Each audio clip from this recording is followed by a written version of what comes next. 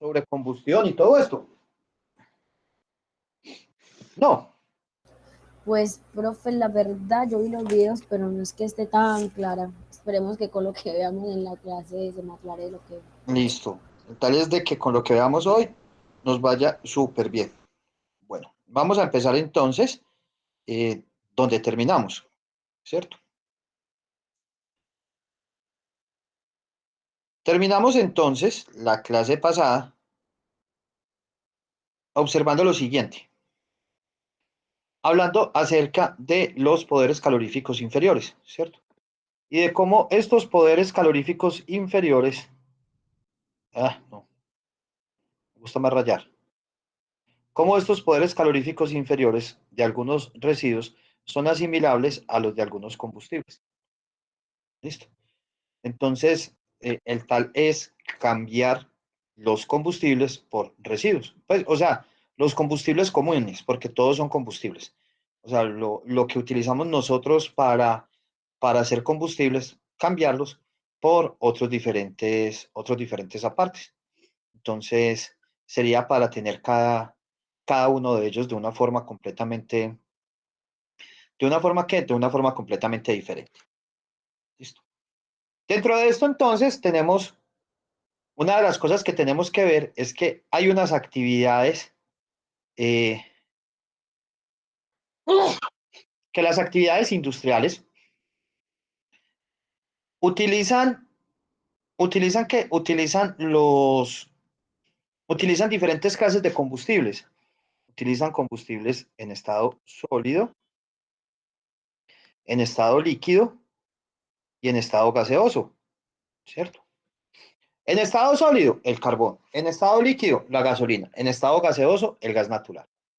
Esos serían como diferentes ejemplos. Pero estos también, tanto el sólido como el líquido como el gaseoso, también pueden ser resultados de diferentes residuos. La clase pasada les explicaba acerca de cómo a partir de la pirólisis, dependiendo si es una pirólisis rápida o una pirólisis lenta, podemos sacar líquidos y gases. Y cómo a partir de la gasificación o de la metanización, podemos también sacar combustibles gaseosos. Entonces, ahí a lo que conlleva esto es que desde el punto de vista ambiental se puede hacer una clasificación. ¿Qué clase de clasificación? Podemos clasificar esto en residuos renovables, que los residuos renovables son aquellos que cuando estamos haciendo su conversión energética no contribuyen al incremento del efecto invernadero. Por ejemplo, un residuo que sea completamente renovable, las heces, por el proceso de metanización. Ese sí que es el más de todo. como para que lo, como para que lo tengamos en cuenta. Entonces, ese es uno de los más aprovechables. Mientras que hay otros que sí nos pueden generar gran cantidad de problemáticas. Por ejemplo, aquí está el PVC, los PVC, el polivinilo de cloruro. Ese plástico es más maluco de tratar porque realmente su conversión es extremadamente eh, eh, extremadamente compleja. Entonces, de ahí que casi no se utilice como para una parte de valoración energética. Entonces, hay que empezar a ver uno por uno qué es lo que sucede con estos para poderlos trabajar. Y entonces, por eso, hay unos residuos de proceso industrial de combustibles y fósiles que nos estarían generando esta serie de problemáticas. Tenemos entonces residuos renovables, ¿cierto? Y residuos de combustibles fósiles. Entonces, como les digo, todos los que vengan prácticamente de orgánicos fermentables son más renovables que los otros orgánicos no fermentables. Entonces, hay que ver cada uno de ellos cómo podríamos entonces empezarlos a trabajar de una forma de que su impacto sea lo menos, pues, o sea, que sea lo menos impactante posible. Hay varias metodologías para el cálculo del poder calorífico inferior entonces. Nosotros vamos a ver varias de ellas. Vamos a ver uno de los videos que les dije que vieran, que era el método de qué? El método de la entalpía. Hay otro que vamos a ver, que es que el método analítico. El método analítico.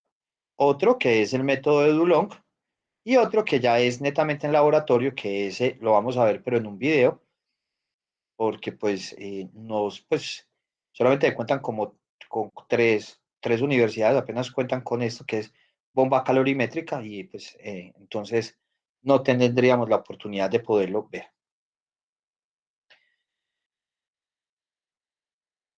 Cuando vamos entonces a hacer la caracterización de o sea, nosotros necesitamos hacer una caracterización de los diferentes residuos sólidos para poder determinar cuál va a ser la forma en la cual la vamos a emplear, ¿cierto? ¿De qué forma es que la vamos a emplear? Entonces, una primera forma de la que la vamos a, de la que uno de los parámetros que siempre debemos de tener en cuenta es la humedad, ¿cierto? La humedad, ustedes la aprendieron a calcular, que se me hizo esto, pues. La humedad, ustedes la aprendieron a calcular en gran cantidad de laboratorios,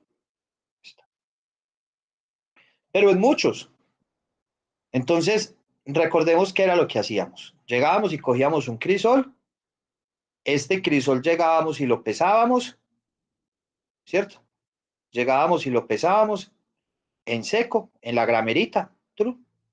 Ya después llegábamos y cogíamos una masa, la agregábamos al crisol, esa masa estaba húmeda, agregábamos al crisol y ya lo que hacíamos era de que llegábamos y cogíamos el crisol con la muestra y la poníamos dentro del horno.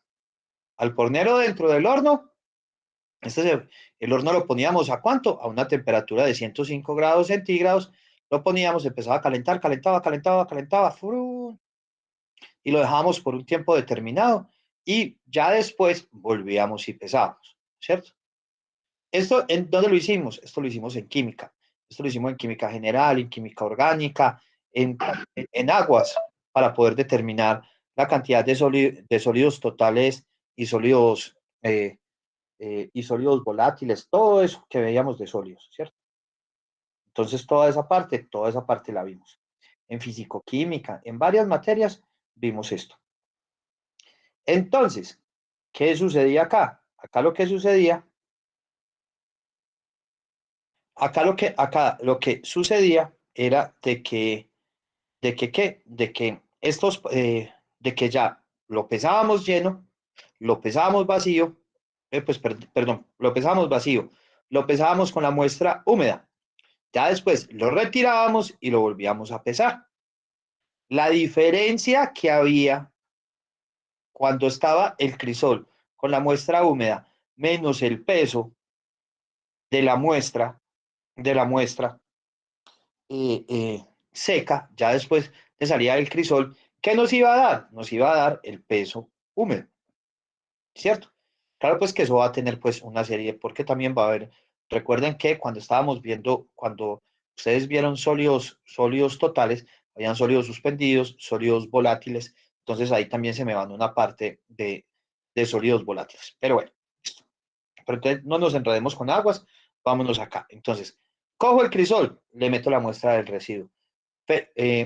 Cojo el crisol pesado, le pongo la muestra de residuo, lo meto al horno. Apenas lo meto al horno, inmediatamente entonces lo seco, toda la cosa, y esa diferencia de pesos me va a dar el porcentaje de humedad.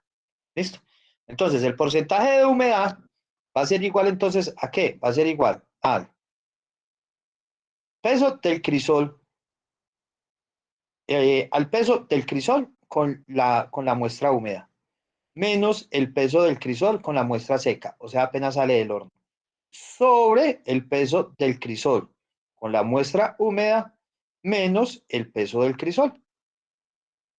¿Por cuánto? Por 100%. Y eso me va a dar el porcentaje de humedad. ¿Listo? ¿Por qué le ponemos W y por qué no le ponemos H? No le ponemos H porque cuando veamos, vamos a ver más adelante que vamos a determinar el porcentaje de hidrógeno. entonces nos podemos enredar con ese hidrógeno, entonces por eso le pusimos W, porque W pues por las siglas en inglés, por which significa eh, humedad, o water, que también es agua. Entonces, por esos dos, entonces es que se tiene cada uno de ellos. Hay otros análisis que se hacen y toda la cosa, y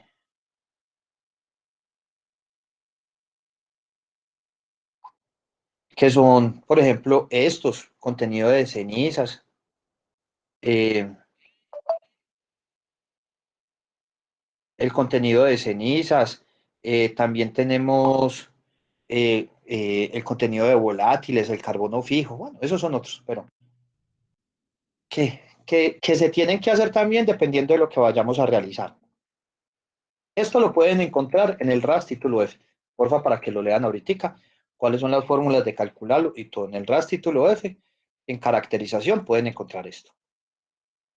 Pero sí hay uno importantísimo, que lo vamos a ver nosotros, porque la cosa es de que, ¿qué?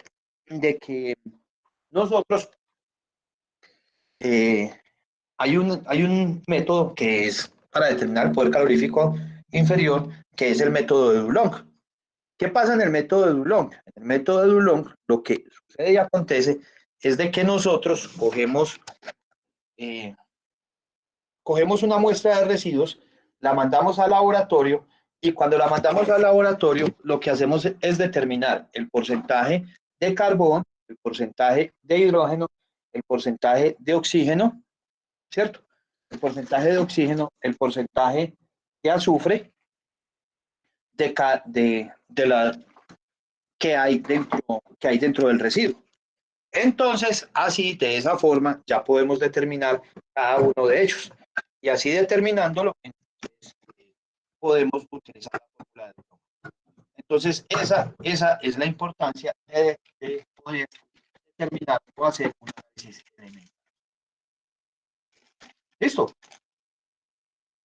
Bueno, por otro lado, entonces, también dentro de ese análisis elemental se determina la cantidad de cenizas, la cantidad de humedad, la, la humedad pues a los 105 grados centígrados, como les acabé de explicar, y las sustancias inertes. ¿Escribieron algo? No, profe, yo tengo una pregunta, Evelyn. alcé la mano. Sí, claro, dale. Profe, pero es que yo tengo una pregunta. Eso que dice contenido de volátiles, cenizas, carbono fijo y eso que usted acaba de mostrar ahí, ¿eso sería qué? ¿Son pasos que se deben seguir o son otros exámenes adicionales que se deben hacer? Son parámetros que se determinan en el laboratorio. Ah, ok. Hay una serie de parámetros que se determinan en el laboratorio. O sea, todo lo que estamos viendo en este momento son análisis que se deben de hacer en un laboratorio para poder determinar el poder calorífico inferior. Ah, listo, Independiente profe, ya. o sea, del más fácil que se puede hacer sin necesidad prácticamente de laboratorio, que es un análisis elemental. Pero ese, así y todo, toca, toca de todas maneras ir al laboratorio para, para poder determinar el porcentaje de humedad. Eso es lo que sucede. ¿Listo? ¿Te quedó claro? Sí, profe, ya me quedó claro. Listo. Entonces, eso es lo que sucede en cada uno de estos casos. Profe, es que no se le está escuchando nada. Ahí ya me escuchan mejor. Sí, Ahí. profe, ahí se le escucha Listo, mejor. perfecto. Entonces, eso serían para cada uno de los diferentes casos.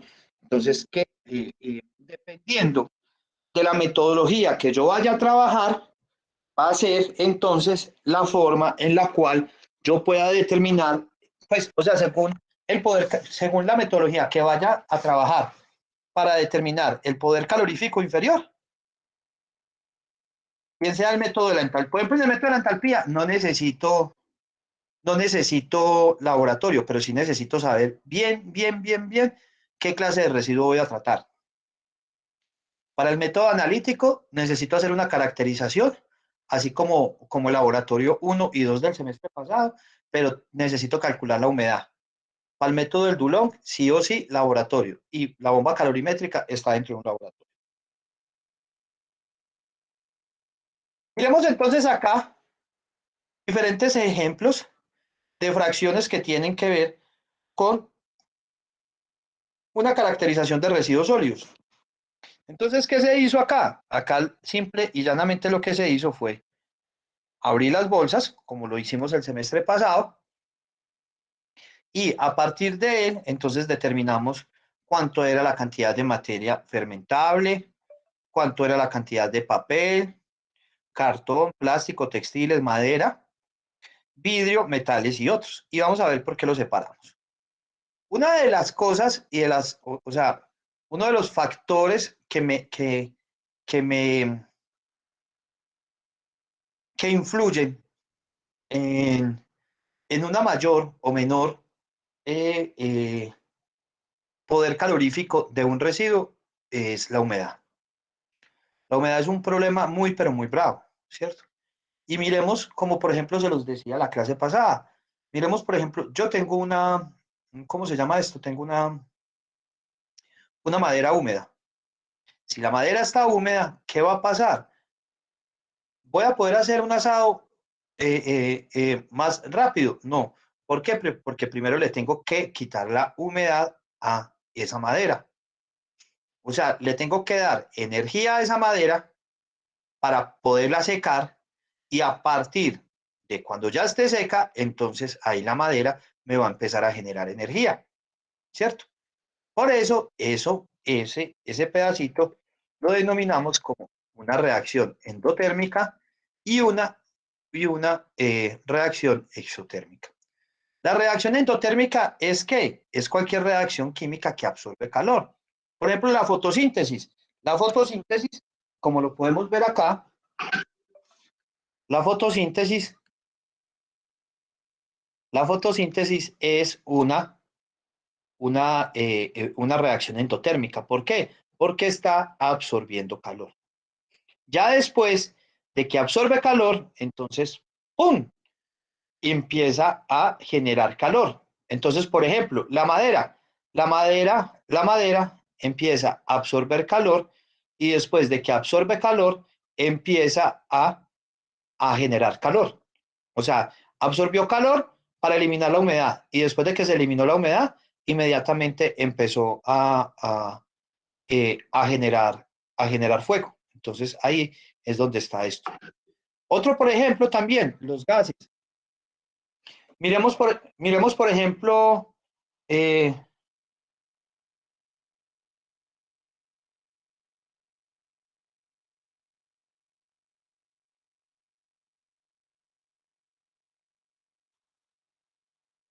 eh, entonces, por ejemplo, una cosa, eh, el gas. ¿Ustedes cómo hacen para prender el gas? ¿Qué hacen? Para prender el fogón. ¿O nadie ha prendido un Profe, fogón? le pone, pero un fuego como de leña o, De candela, de gas. pues de gas, pone la candela. O sea que ahí hay una reacción, ¿qué? Endotérmica. Porque ¿qué es lo que está haciendo el gas? Está absorbiendo ese calor dado por la candela y después, ¡pum!, sale la llamarada, ¿cierto? Entonces, hubo primero una reacción endotérmica que fue absorber el calor de la candela y ya después eso se convirtió en una reacción exotérmica porque hubo un desprendimiento de calor. Entonces, prácticamente toda reacción exotérmica inicialmente es endotérmica. Ah, pero es que eso se prendió así de una, eh, eh, porque ¿cómo es que se llama esto? Espontáneo. Eso, no, eso no se llama fuego espontáneo, eso tiene otro nombre. Bueno, o sea, por ejemplo, Combustión espontánea, profe. eso, combustión espontánea. Eso, muchísimas gracias. Combustión espontánea. Pues tal como tal, la combustión espontánea no existe, ¿cierto? ¿Qué es lo que pasa? Que hay unos combustibles que a temperatura ambiente explotan. ¿Y por qué explotan? Porque están absorbiendo el calor que hay en el sistema a esa temperatura y explota, ¿cierto? Es así. Entonces, nosotros la denominamos espontánea porque se está dando una temperatura ambiente, pero tal como así, pues no. Pues, entonces, como para que lo tengamos muy, pero muy en cuenta.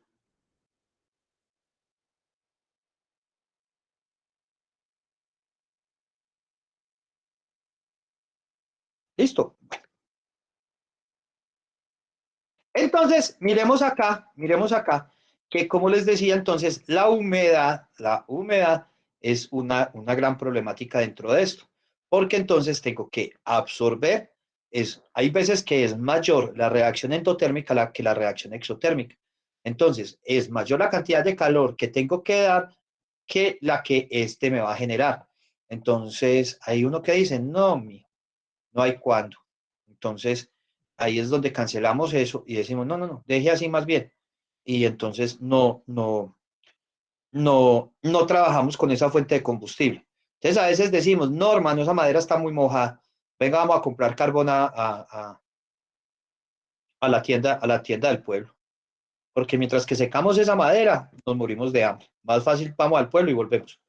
¿Sí me entienden? Entonces, ahí ustedes, sin querer queriendo, aplicaron poder calorífico inferior. Entonces, esto que estamos viendo no es algo que, ay, que vea, que es que eso tan teso, no. Tan teso no. Es una cosa sencilla, ¿sí o qué? Eso está mojado, no lo utilizo, ¿sí o qué?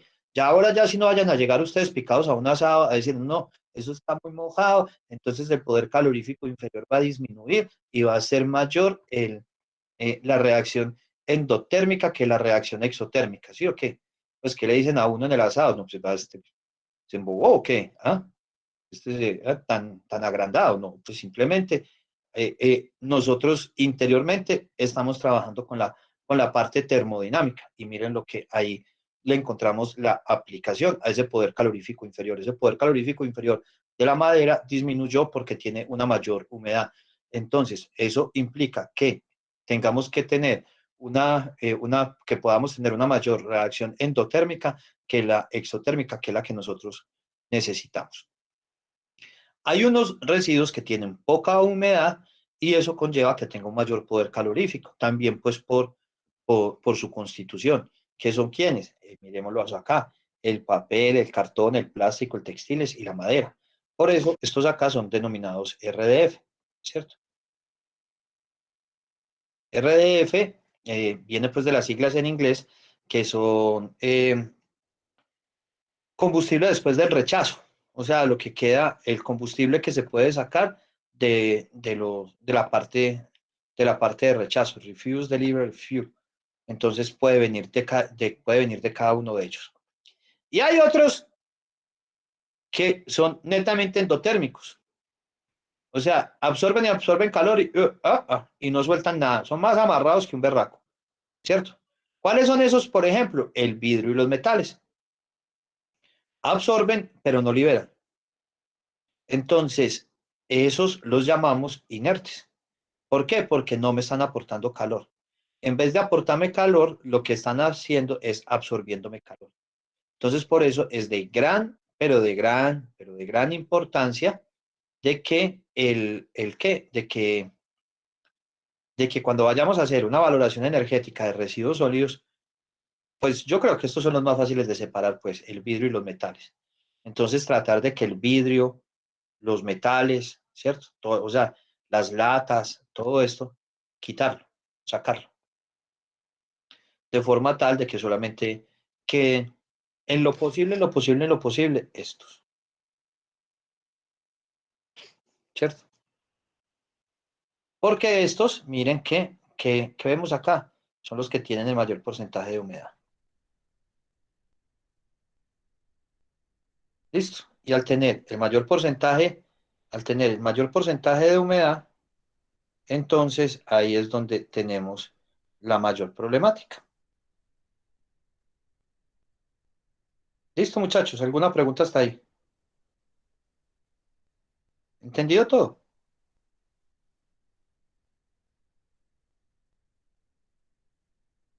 ¿Seguro? Listo. Bueno.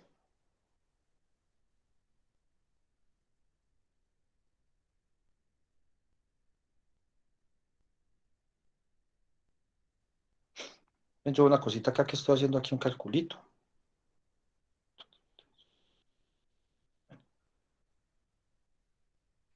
Hay otras reacciones que se denominan entalpía y entropía. La entalpía, aunque vamos a ver las reacciones de entalpía dentro de 8 días, eh, eh, vamos a definirlas de una vez. La entalpía, entonces, es el calor involucrado durante una reacción química o durante un proceso a una presión constante. Pues podemos tener presiones constantes, ¿cierto? Pero ¿cuál es la presión constante más fácil? La presión atmosférica. Entonces, por ejemplo, el solo hecho de yo calentar una olla destapada, ¿cierto? Una olla destapada. Esta olla destapada, ¿está qué? ¿Cuál es la presión de la olla destapada? Como habíamos visto en la clase pasada, en un sistema abierto. ¿Va a ser quién? Va a ser la temperatura ambiente. ¿Cuál va a ser la presión de una persona que está trotando? La temperatura, la presión atmosférica. ¿Que subió y bajó una loma? Sí, pero pues tampoco es tanto la diferencia de presiones. ¿Me entendés? Entonces, estas son las diferencias de presiones que se tienen. ¿Que influe una bomba acá? Pues por la presión que se tiene interna del aire. Listo. ¿Cuál fue la presión? La presión interna del sistema, la cual va a ser constante durante el tiempo. Entonces, esa entalpía se va a dar ahí. Entonces, por ejemplo, un cambio de estado.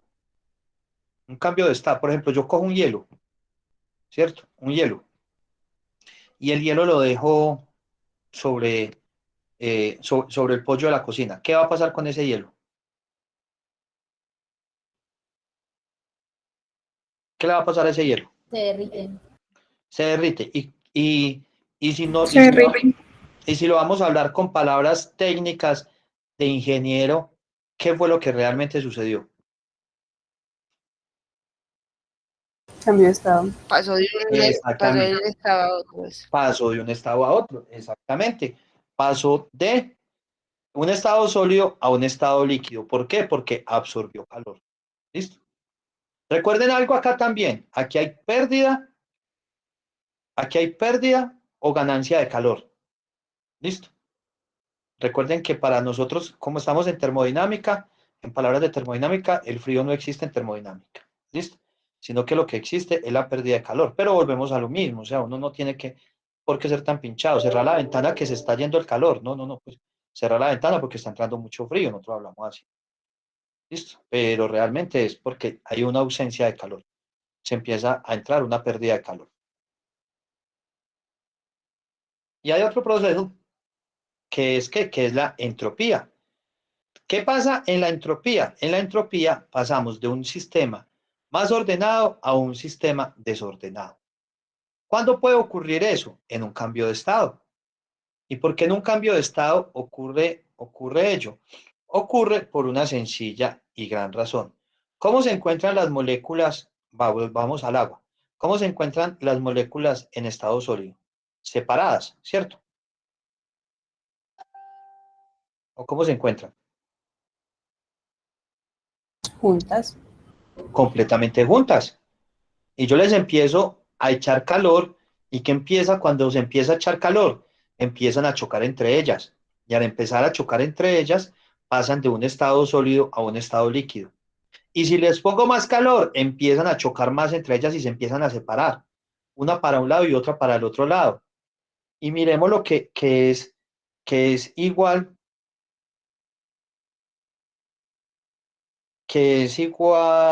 a cuando, por ejemplo, cuando tenemos cuando nosotros estamos, por ejemplo, miremoslo en el caso de nosotros. Si uno está por decir algo, con la novia o con el novio, ¿cierto? Y está haciendo frío, ¿qué hacen? Si uno de los dos dice, tengo mucho frío, se separan. El uno se va para una pieza y el otro para otra.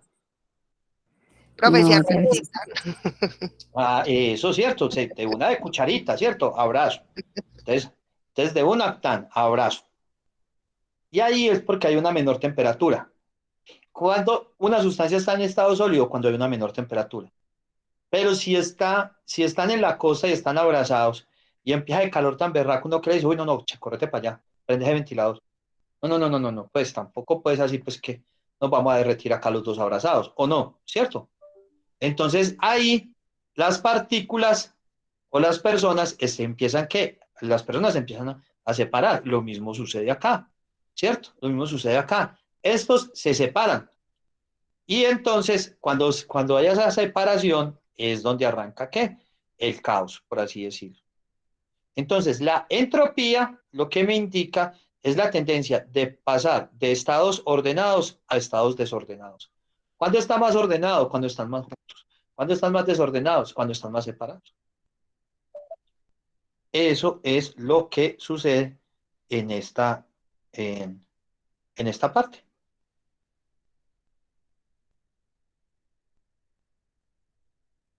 ¿Listo? ¿Entendido? Sí, profe. Bueno.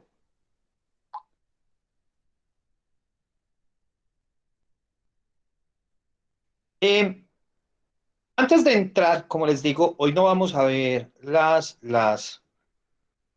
primera forma de determinar el poder calorífico inferior, sino que vamos a hacer un ejercicio antes, ¿cierto? Un ejercicio en el cual vamos a determinar la cantidad de aire necesaria para oxidar un residuo. Si nos vamos para la definición de residuo sólido, de residuo sólido, valoración energética. En la definición de valoración energética, lo primero que me dicen es de que lo que busca, primero que todo, es eliminar ¿qué? La toxicidad.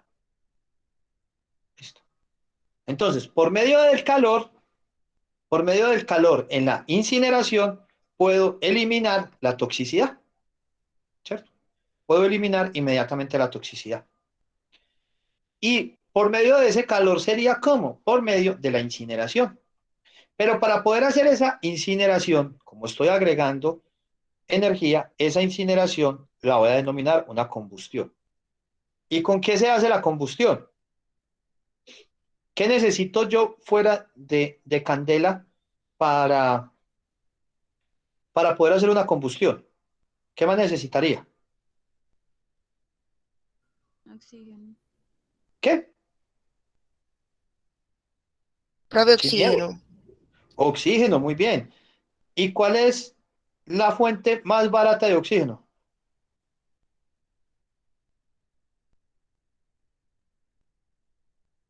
El aire. Muy bien, el aire. Entonces, la forma más fácil de yo poder conseguir oxígeno es, es ¿qué? Es inmediatamente, es poder eh, sacar el oxígeno que está en el aire. Listo. Ahora bien, una pregunta. Lo había dicho la semana pasada. ¿El aire de qué está constituido? De oxígeno y nitrógeno. Oxígeno y nitrógeno. Muy bien también. Entonces, debido a eso, tenemos un 79% de nitrógeno por un 21% de oxígeno. Vamos a ver si tengo esto por acá para no tener que volver a copiar. Lo hagamos aquí más facilito.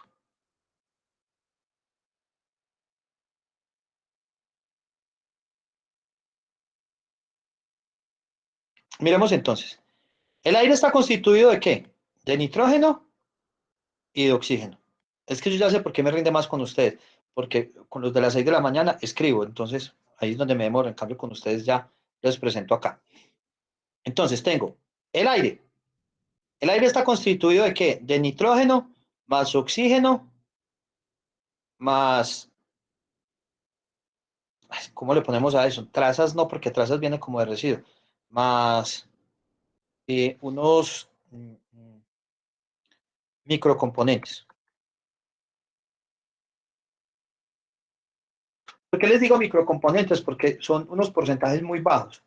Entonces, obviamente hay dióxido de carbono, hay monóxido, hay, pues hay SOx, hay NOx, eh, hay, hay dióxido, está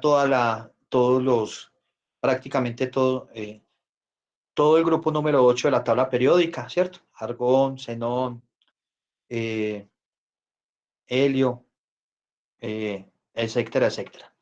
Entonces, tenemos todos estos, ¿cierto? Ahora bien, dentro de ellos,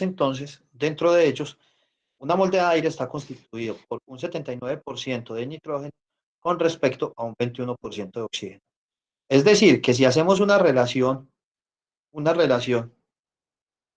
de lo que se tiene entre nitrógeno y oxígeno al dividir 79 por 21, podemos decir que por cada mol de oxígeno hay 3.76 moles de nitrógeno. ¿De dónde viene este 3.76? De dividir 79 dividido 21.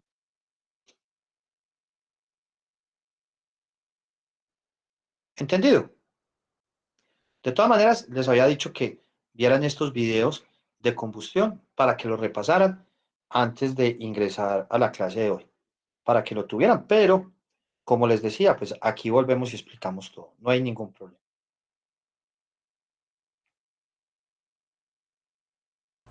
No, profe, no entendí por qué dividir. O sea, se Lo divi- tomarían los NOs como los reactivos, como los productos y el O como los reactivos. No, no, aquí no estamos hablando de reactivos ni productos todavía. Estamos hablando simplemente de una composición. ¿Listo? ¿Qué es el aire? El aire es igual a nitrógeno más oxígeno más microcomponentes. Eso quiere decir que una molde de aire, ¿qué tiene? Tiene 79% nitrógeno y un 21% oxígeno.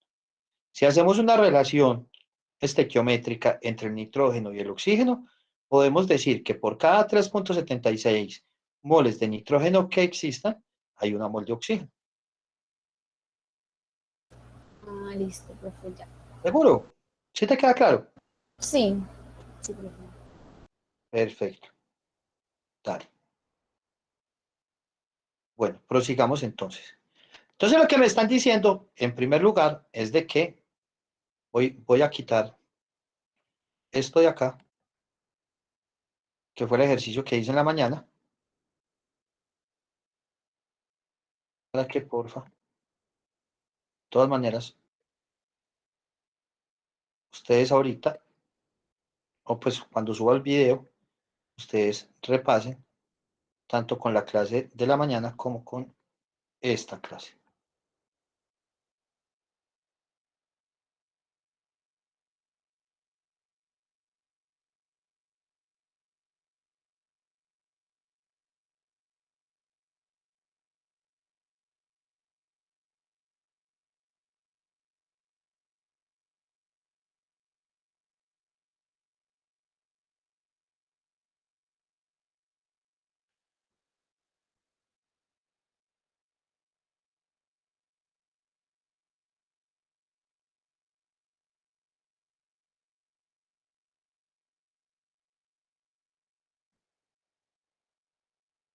Entonces, ¿qué vamos a tener nosotros acá? Nosotros acá lo que vamos a tener es un RESPER,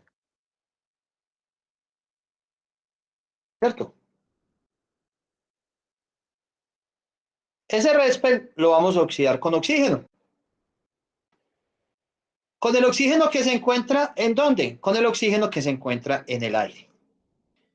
¿Qué es lo principal de la valoración energética de residuos sólidos? Eliminar la toxicidad, ¿cierto?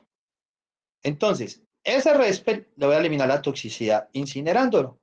Y si es una sustancia orgánica, al hacerle la combustión, como va a ser un combustible, lo que me va a generar es dióxido de carbono, agua y calor.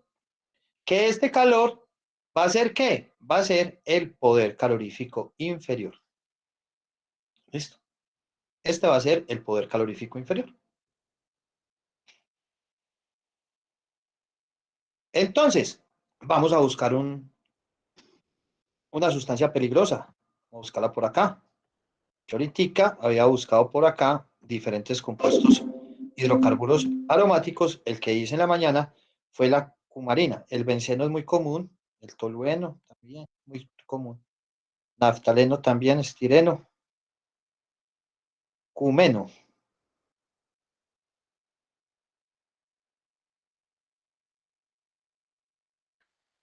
Terfenilos, a este sí no lo conozco.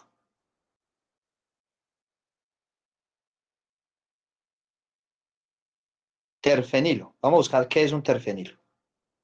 Entonces vamos a decir que teníamos una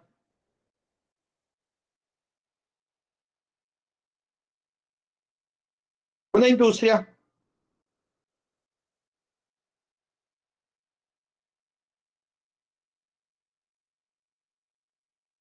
que trabaja con tergitol. Vamos a ver qué es el tergitol, que hace parte de los terfenilos.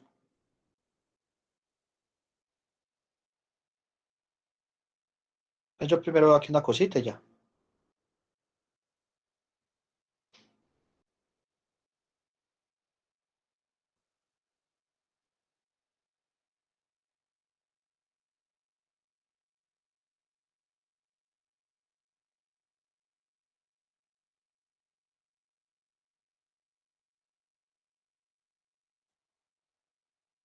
Venga, veamos primero que todo qué es el tergitol.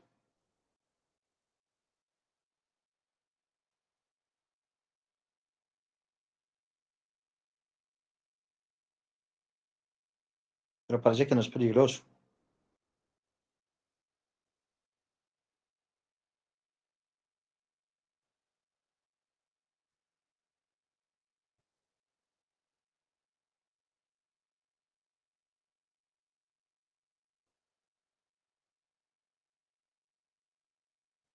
Ah, tiene como varios.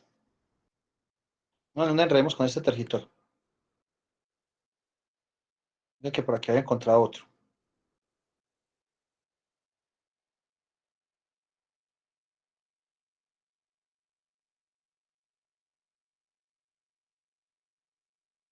Difenilmetano, que hace parte. Los terfenilos se utilizan como productos químicos intermedios en la producción de lubricantes densos y como refrigerantes en reactores nucleares. Ave María.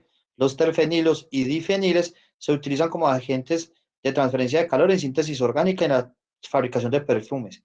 El difenilmetano, por ejemplo, vamos a ver el difenilmetano.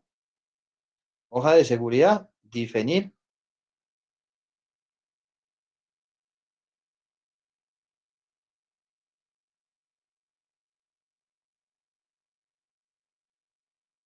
Difenilmetano.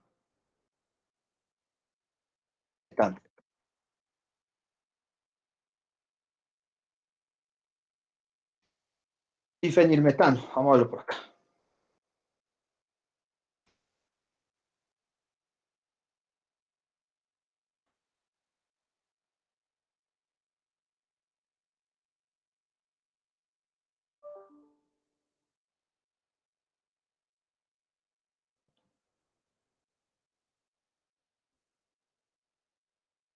Imagínense, toxicidad bucal, 5. Corrosión, 3. Este sí es el difenil. Sí, parece que sí. Entonces recuerden, ustedes son una empresa. En esa empresa, ustedes van a trabajar con difenilmetano. Eso quiere decir, ay, ve, correo que me acaba de llegar, ve, sí, de Goodyear.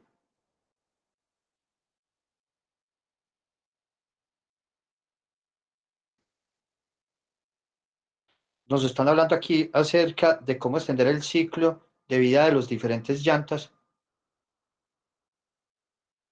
a partir de esto. Lo voy a leer y se los envío.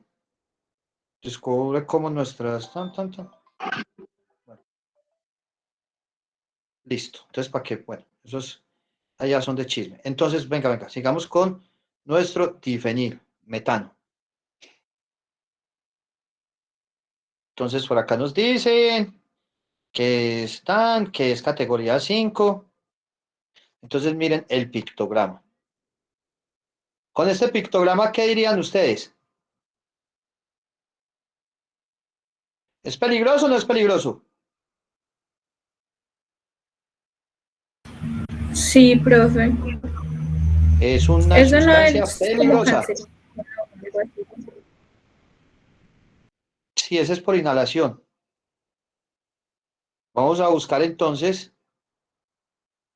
acá difenilmetano. No nos sale cuál es la fórmula. Yo es que si no me acuerdo de los feniles. Estado físico, peso, tan. La fórmula. Densidad, punto de inflamación. Peso molecular sin datos disponibles. Ay, María, nos vamos a embalar entonces. Vamos a buscarla por acá. Fórmula. Difenil.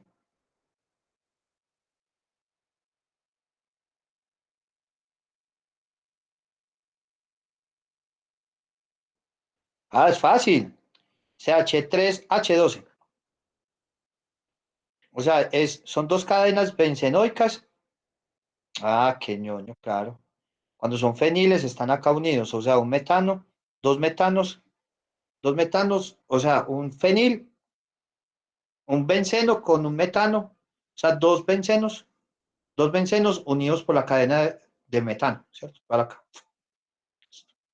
Difenilmetano. CH3, C13H12. Les tocó el fácil a ustedes.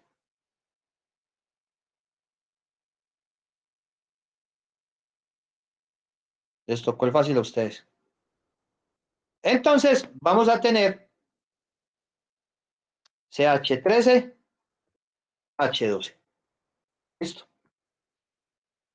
Entonces, este es el compuesto que nosotros tenemos, el difenilmetano.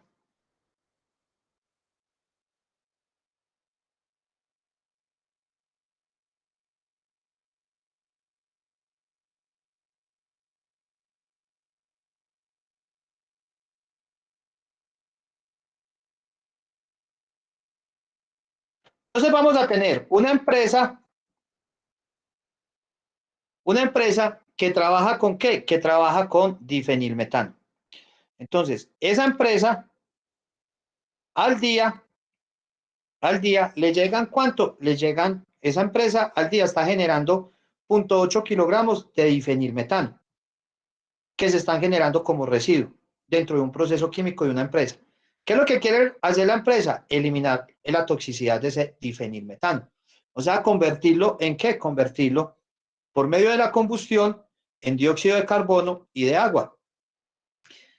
Para eso necesitas saber cuánto es la cantidad de ¿qué? La cantidad de aire, obviamente en metros cúbicos, porque el rollo es de que, pues para poderlo llevar allá, de la cantidad de aire necesaria para poderlo oxidar. ¿Y por qué? Porque lo vamos a oxidar a partir de ¿qué? A partir de aire, o también lo podemos oxidar a partir de oxígeno puro. Pero en este caso lo vamos a oxidar simplemente con aire. Ya cuando terminemos acá de hacer este ejercicio, ustedes lo van a oxidar directamente con oxígeno. Entonces, pues lo primero que tendría que hacer yo acá para ver cuánto sería la cantidad es que es balancear esta ecuación. Entonces me hacen el favor y me balancean la ecuación. Son las 10:56.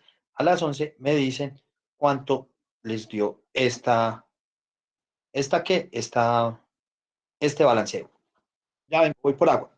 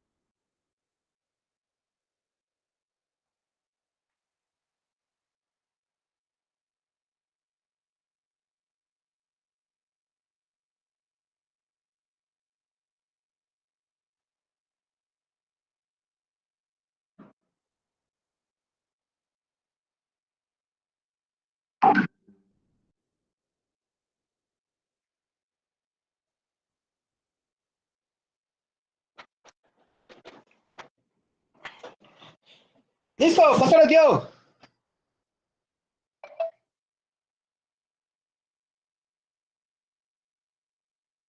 Profe, no debería haber un nitrógeno en los productos. Ah, sí, también. Pero tú me dices, ¿por qué tiene que haber nitrógeno? ¿Cuánto sería el valor de nitrógeno ahí entre los productos? No sería el mismo, yo creo. Exactamente. Muy bien. ¿Y por qué? Significa que sale igual. Exactamente.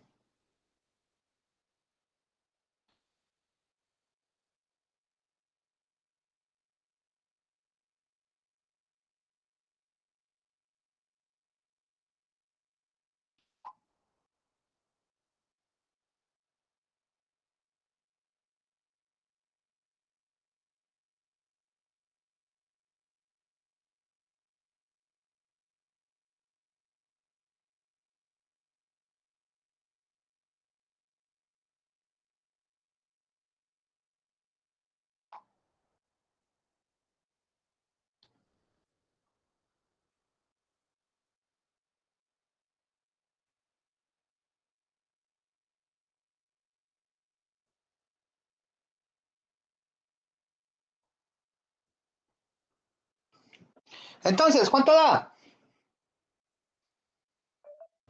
Profe, vea, a mí me dio ahí en el oxígeno O2 del lado de ahí, ajá, 16. Acá, pongo un 16. Pero en el ese sería para el oxígeno. Pero es que Pero esto sí, está dentro de póngale un 16. paréntesis. Ah, bueno, pues me póngale 16 porque igual si el nitrógeno aumenta, ahí al salir, como sale igual, entonces no afecta en nada. Ah, listo. No hay Bueno, problema. en el CO2 va un 13 Va un 13. Muy bien. y en el H2O 6. 6. Listo. Pues Vamos a así ver me quedó entonces. mal. Vamos a ver. Recuerden siempre cuál es lo que tenemos que tener en cuenta siempre que vayamos a balancear. Primero balanceamos metales, después balanceamos no metales y por último, después balanceamos el hidrógeno y como último balanceamos el oxígeno. Como en este caso no hay metales, entonces nos vamos derechito para los no metales. ¿Qué no metales hay? El carbono. ¿Cuántos carbonos entran? 13. ¿Cuántos carbonos salen?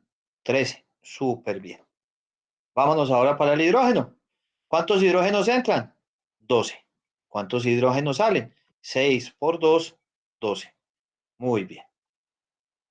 Vámonos ahora para el oxígeno.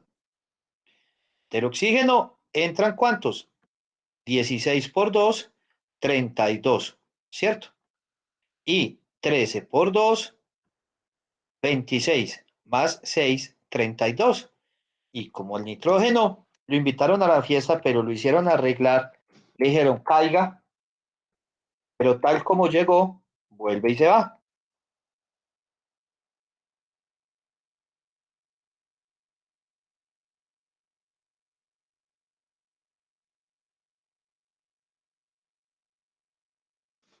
Listo. Este sería entonces el balanceo de la ecuación. ¿Alguno tiene alguna duda o pregunta acerca de cómo se balanceó la ecuación? No. Bueno, muy bien. Entonces hasta ahí vamos súper bien. Ahora, miremos algo. Yo tengo que por cada 16 moles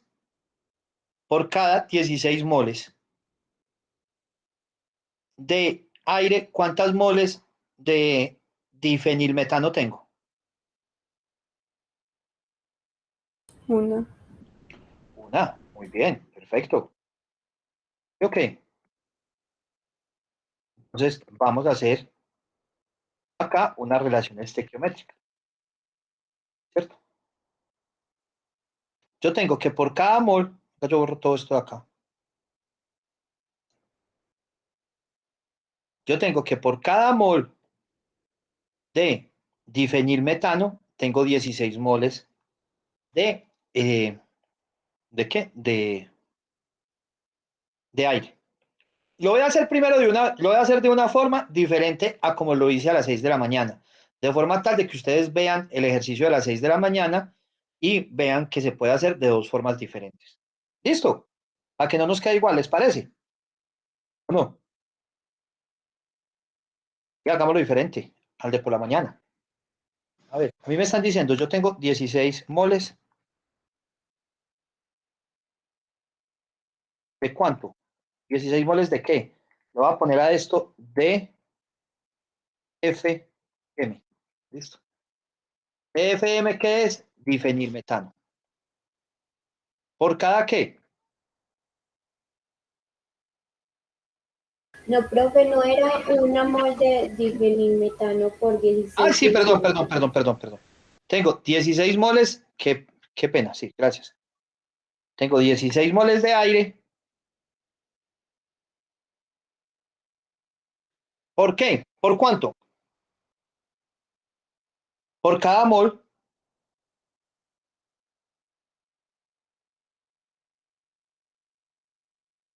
Por una mol de difenilmetano.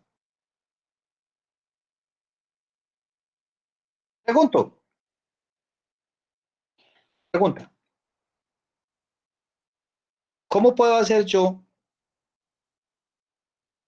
para poder cancelar estas moles de aire y estas moles de difenilmetano? ¿Por qué puedo multiplicar yo para, para poder qué? Para poder cancelar esas moles. O sea, Profe, la por el única peso forma molecular, no. exactamente, la única forma de yo poder hacer una relación estequiométrica es a partir de qué? Es a partir del, de la relación estequiométrica. ¿Sí o no? Vamos a ver cuánto es el peso del aire. ¿Cuánto sería el peso del aire? Entonces yo tengo que el peso del aire sería 32 más 3,76 por 28. ¿Eso serían qué? Gramos de aire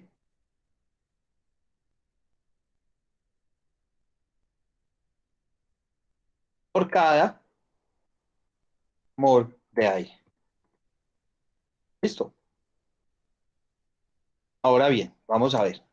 ¿De dónde sale el 32? El 32 sale porque el oxígeno pesa 16. ¿Pero cuántos oxígenos tengo? 2. Entonces, 16 por 2, 32. ¿De dónde sale el 28? Lo que sucede y acontece es que el nitrógeno pesa 14.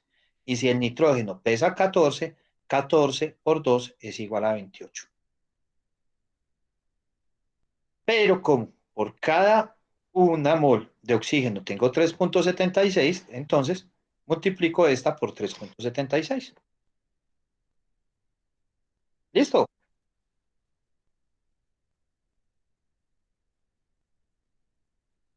¿Entendido, muchachos? ¿Alguna pregunta? No.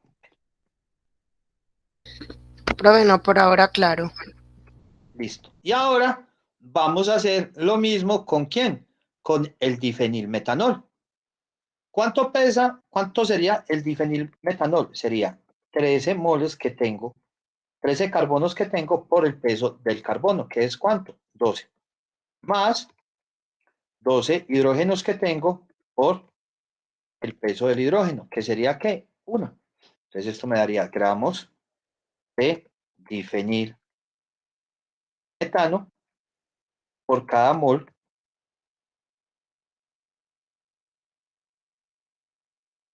de difenilmetano.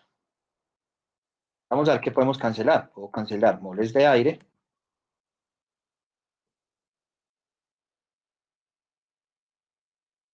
con moles de aire y moles de difenilmetano con moles de difenilmetano.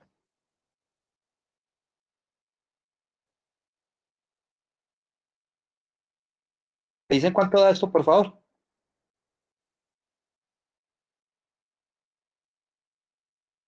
Si son tan amables.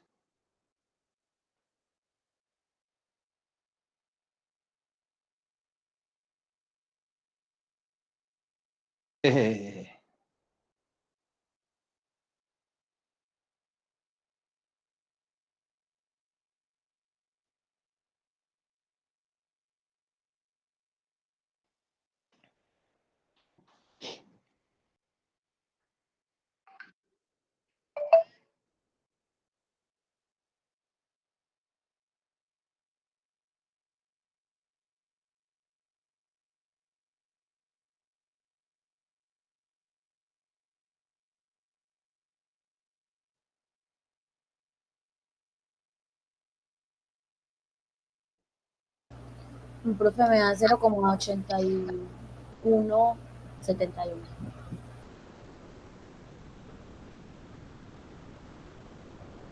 ¿Cuánto?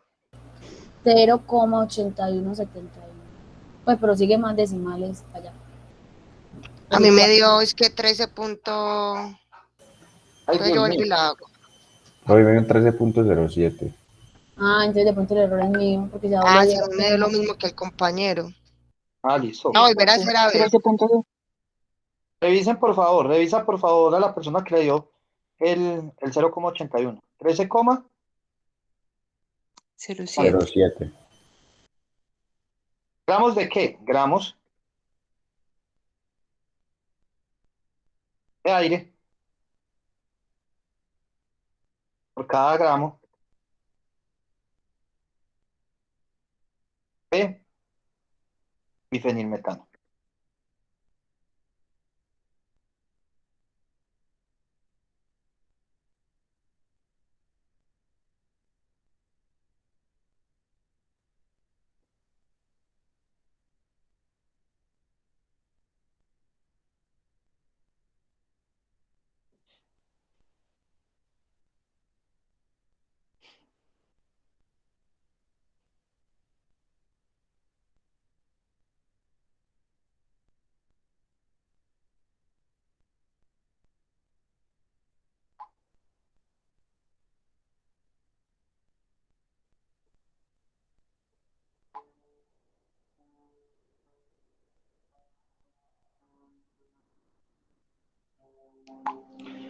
Entonces, si es ese valor, si son los 13,07.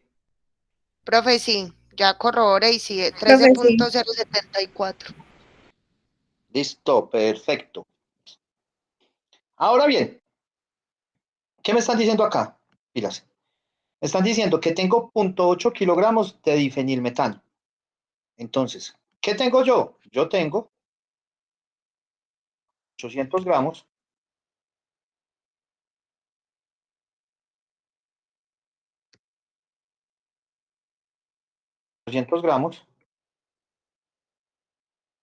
de difenilmetano. Pero yo sé que hay una relación, ¿cierto? Yo sé que hay una relación que por cada 107 gramos de aire hay 1 gramo de difenilmetano.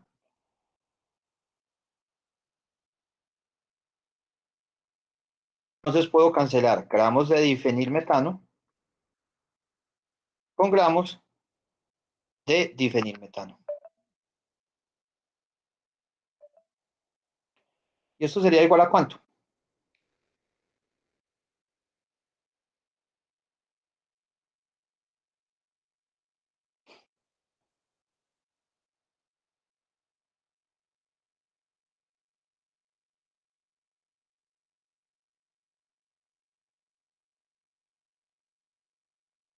A mí me da 10.459.23.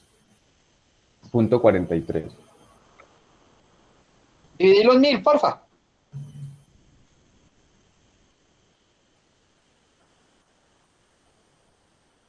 ¿10 punto qué? 10.46. 10.456. 46, listo. ¿Gramos de qué? De aire. Perdón, kilogramos. Listo. Pero, si yo busco la densidad del aire, me dicen que por cada metro cúbico de aire hay aproximadamente, dependiendo de la temperatura, 1.29 kilogramos de aire.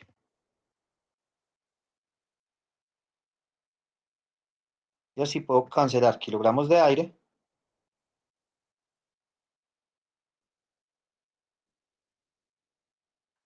con kilogramos de aire.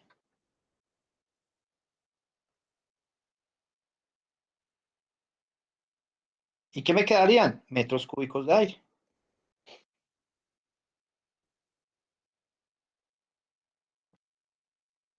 Que en este caso sería ¿cuánto? Profe, me perdí. ¿De dónde salió el 1.29? Vamos a verlo de dónde sale el 1.29, no hay ningún problema. Vamos a preguntarle a San Google cuál es la densidad del aire. Y ellos me dicen que es 1.29 kilogramos por cada metro cúbico. Ah, gracias.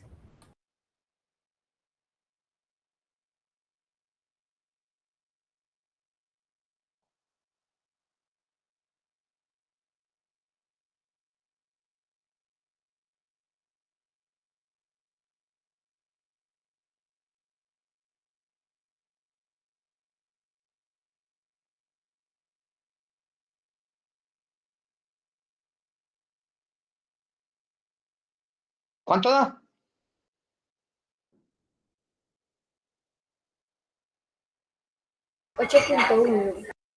¿Cuánto? 8,1. 8.1. ¿Cuánto? 8,1. 8,1 metros cúbicos de aire son necesarios para oxidar,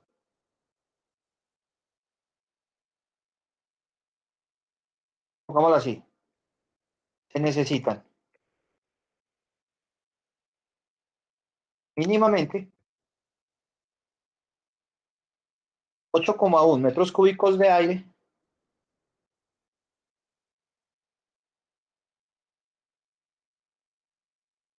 para oxidar por completo 200 gramos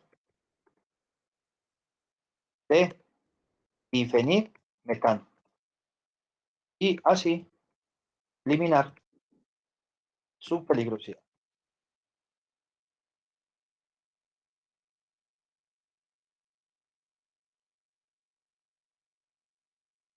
¿Listo?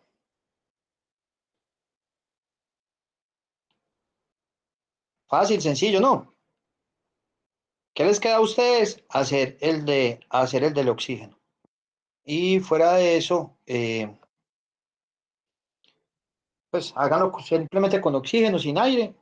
Y muchachos, repasar bastante estequiometría. El que se sienta perdido en este momento, miren que no es prácticamente nada de residuos sólidos, es aplicación de lo que ustedes han visto, que ustedes vieron en físico-química o termodinámica, que no sé cómo la denominan en el Colma, con, eh, con, con química general y algo de química orgánica.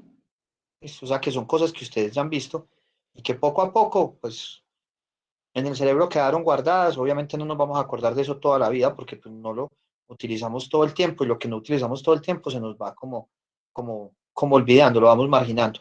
Pero en este caso lo vamos recobrando. Entonces necesito que lo recobren, por favor. ¿Listo, muchachos? ¿Dudas? ¿Preguntas?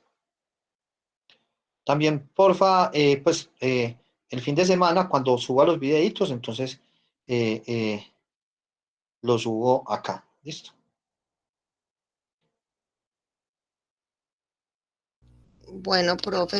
Profe, entonces el parcial es este viernes. Sí, es este viernes, sí, de una. Ah, bueno, profe. Uy, profe, esta semana sí me mataron 5 parciales, profe. Ay, ¿para qué se dejaron meter todo eso de una? Uy, no, profe, yo no sé ni qué voy a hacer, estoy que me enloquezco. Pero bueno, la próxima semana está de relajo. Ah, profe, pero con que no le da uno tiempo casi, estudia uno ahí por encimita, profe, y pues esa no es la idea. Pero por eso yo siempre les digo, pues, que plan, pues, Profe, que, que- profe, si uno se organiza y uno trata de estar al día, no, ¿cierto? no, Pero pero al igual, profe, principio, uno tiene que volver a estudiar todo. lo que te digo es al principio de semestre, que Sí, al principio profe. de semestre no se deben meter eso. Sino que, profe, uno hay veces con cierta, uno les dice eso a los profes y como se sabe que ganan la mayoría, entonces como que no les Ah, importa sí, mucho eso, sino que, y profe 5, sí, mejor dicho, esta semana que, pero bueno. Ah, bueno, profe, muchas gracias. dale, de una, un abrazo, chao. Chao, Gracias, profe. profe. Chao, Chao. profe, Gracias, gracias. profe. Gracias, profe. Profe, Gracias. ¿me puede regalar un momentico al finalizar? Dale, claro.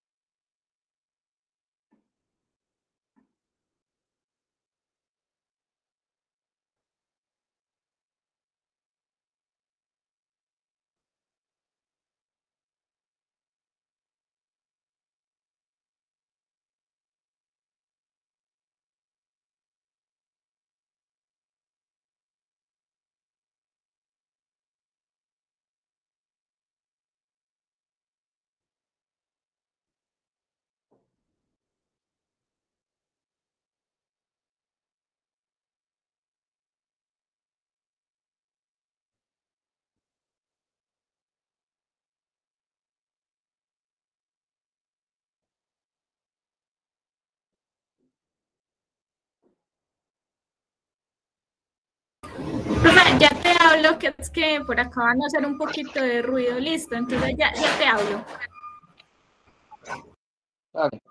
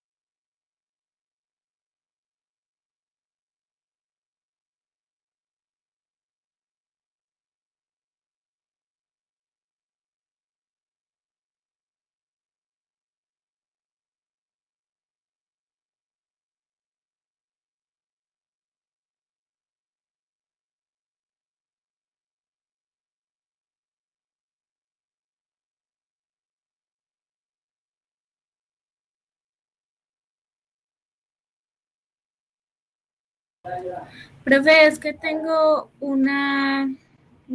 dos dudas, dos duditas así como puntuales. Eh, una es con respecto al parcial. Pues el parcial hasta dónde va. Entra qué es, qué vimos es, pues lo que vimos hoy.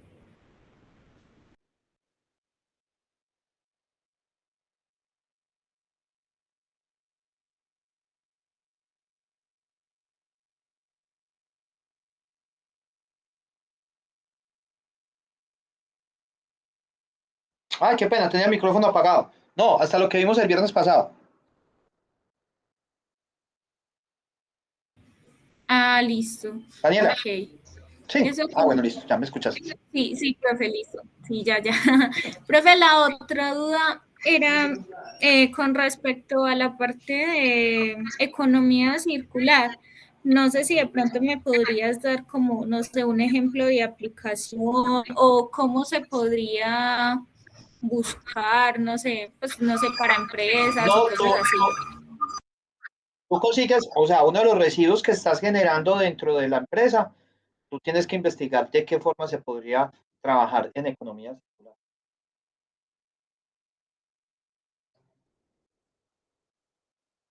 Pero entonces, Pero, siendo así, eh,